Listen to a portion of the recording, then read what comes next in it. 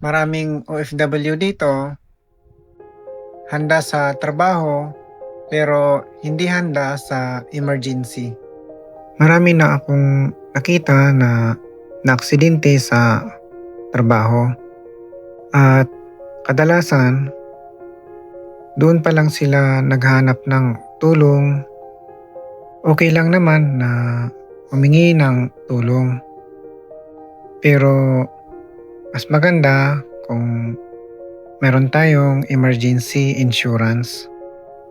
Na-hospital na rin ako dati at ginamit ko yung Silby Insurance at may naibalik sa akin na 70%. May basic insurance sa kumpanya pero mas maganda na kumuha ka ng sarili mo.